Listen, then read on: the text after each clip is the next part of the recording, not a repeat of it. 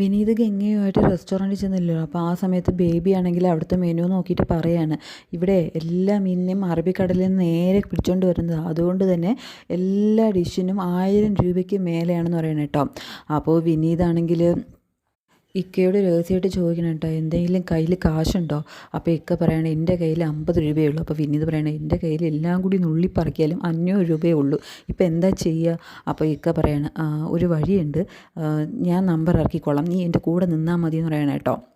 അങ്ങനെ ഇക്കയാണെങ്കിൽ അവിടുത്തെ വെയിറ്ററെ വിളിക്കുകയാണ് കേട്ടോ. എന്നിട്ട് ചോദിക്കുകയാണ്, ഇവിടെ എല്ലാ മീനും അറബിക്കടലിൽ നിന്ന് നേരെ കൊണ്ടുവരുന്നതാണോ? അപ്പം വെയിറ്റർ പറയണം, അതെ സാറേ. ശരി, അപ്പോൾ ഭക്ഷണം പാചകം ചെയ്യാൻ ഇവിടെ എത്ര സമയം വേണം? അപ്പോൾ അയാൾ പറയാണ്, എങ്ങനെ നോക്കിയാലും ഒരു അരമണിക്കൂർ വേണ്ടി വരും സാറേ. അപ്പോൾ വിനീത് പറഞ്ഞു, അയ്യോ ഞങ്ങൾക്ക് അത്രയും സമയം വെയിറ്റ് ചെയ്യാൻ പറ്റത്തില്ല, നല്ല വിശപ്പുണ്ട്. അപ്പോൾ വിനീത് പറയണം, എന്നാലേ ഞങ്ങൾ വേറെ പുറത്ത് പോയിട്ട് കഴിച്ചോളാം എന്ന് പറഞ്ഞിട്ട് നൈസായിട്ട് ആ കാരണം പറഞ്ഞ് അവിടുന്ന് ഇറങ്ങി പോവുകയാണേ. അത് കഴിഞ്ഞിട്ട് വിനീതാണെങ്കിൽ ഗംഗയും കൂട്ടിയിട്ട് ഒരു തട്ടുകടയുടെ മുമ്പിൽ വന്നിരിക്കുകയാണ് കേട്ടോ. അവിടെ ഇരിക്കുമ്പോൾ ബേബി ആണെങ്കിൽ ചോദിക്കുന്നുണ്ട്, ഇവിടെ എന്താ നമ്മൾ വന്നിട്ട് കുറേ നേരമായാലും ആരും ഇതുവരെ ഓർഡർ എടുക്കാൻ വന്നില്ല. അപ്പോൾ ഇക്ക പറയണം, അത് പിന്നെ ഇങ്ങനത്തെ തട്ടുകടയിലൊക്കെ നല്ല തിരക്കായിരിക്കും, പ്രധാനമന്ത്രി വരെ ഇങ്ങനത്തെ തട്ടുകടയിലല്ലേ വന്ന് ഭക്ഷണം കഴിക്കുന്നത്, നമുക്ക് കുറച്ച് നേരം കൂടി വെയിറ്റ് ചെയ്യാമെന്ന് പറയണം കേട്ടോ. അപ്പോൾ ഒരാളാണെങ്കിൽ 4 ചായയായിട്ട് അങ്ങോട്ടേക്ക് വരുന്നുണ്ട് കേട്ടോ. ടേബിളിൽ ചായ വെക്കുമ്പോൾ ഇക്ക പറയണം, അല്ല ഇവിടെ ആരും ചായ ഓർഡർ ചെയ്തില്ലല്ലോ. അപ്പോൾ അയാൾ പറയണം, എന്നാൽ പിന്നെ ഞാൻ ചായ തിരിച്ചു കൊണ്ടുപോയേക്കെന്ന് പറയുമ്പോൾ ഗംഗ പറയുന്നുണ്ട്, അല്ല എനിക്ക് ചായ വേണം, കഴിക്കാൻ ഇവിടെ എന്താ ഉള്ളതെന്ന് ചോദിക്കുമ്പോൾ അയാൾ പറയണത്, ഇവിടെ ദോശയുണ്ട്, പിന്നെ കറിയായിട്ട് ബീഫുണ്ട്, ചിക്കൻ ഫ്രൈ ഉണ്ട്, താറാവുണ്ട്, അങ്ങനെ പലതരം ഐറ്റംസ് ഉണ്ട്. അപ്പോൾ ഗംഗ പറയണേ, എനിക്ക് അതൊന്നും വേണ്ട, ദോശയിൽ ഇത്തിരി ചമ്മന്തി മാത്രം ഒഴിച്ച് തന്നാൽ മതി എന്ന് പറയണം കേട്ടോ. അങ്ങനെ പറഞ്ഞുകൊണ്ട് നിൽക്കുമ്പോൾ തന്നെ ബേബി ആണെങ്കിൽ കുടിച്ച് ബോധമില്ലാണ്ട് അവിടെ നിന്ന് വാള് വയ്ക്കുകയാണ്. അങ്ങനെ വിനീതും ഇക്കയും കൂടിയിട്ട് ബേബിയുടെ അടുത്തേക്ക് ചെല്ലുകയാണ് കേട്ടോ. ബേബിയെ മുതുകൊക്കെ തടയി കൊടുക്കുകയാണ്. അപ്പോൾ ആ സമയത്താണ് വെയിറ്റർ വന്നിട്ട് ഗംഗയുടെ മുന്നിൽ ദോശയും ചമ്മന്തിയൊക്കെ കൊണ്ടുവയ്ക്കുന്നത്. അത് കാണുമ്പോൾ ഗംഗയ്ക്കാണെങ്കിൽ കഴിക്കാൻ തോന്നില്ല. അങ്ങനെ ഗംഗയാണെങ്കിൽ ഭക്ഷണം വേണ്ടെന്ന് പറഞ്ഞിട്ട് അവിടുന്ന് പോവുകയാണ് കേട്ടോ. കാറി കയറുമ്പോഴും വിനീത് ചോദിക്കണം ഗംഗ നീ ഹാപ്പി അല്ലേ?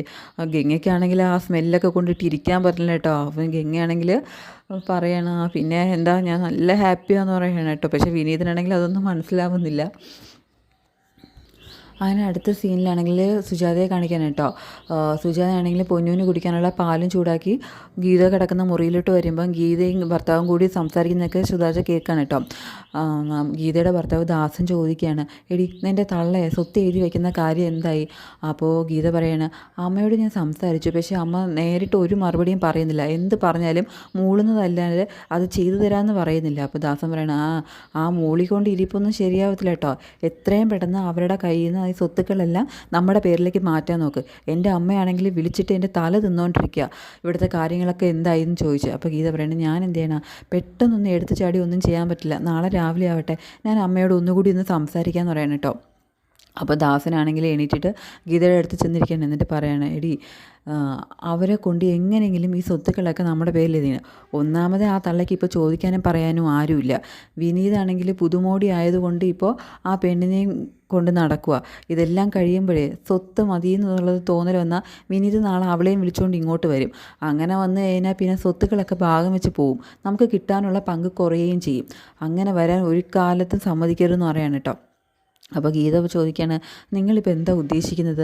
അപ്പോൾ ദാസൻ പറയുന്നുണ്ട്, എടി ഇപ്പോഴാവുമ്പോഴേ അവർ സ്വത്തിന് എഴുതി തരാൻ സമ്മതിച്ചില്ലെങ്കിലും നമുക്ക് അവരെ അങ്ങ് തട്ടിക്കളഞ്ഞേക്കണം. സ്വത്തുക്കൾ കൈമാറി വരാൻ അവരുടെ ഒരു കയ്യൊപ്പ് മാത്രം മതി എന്ന് പറയുകയാണ്.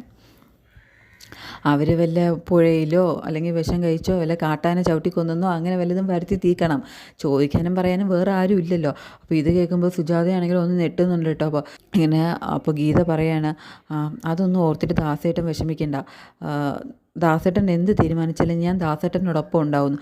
അത് കേൾക്കുമ്പോൾ സുജാതയ്ക്ക് നല്ല സങ്കടം തോന്നുന്നു കേട്ടോ.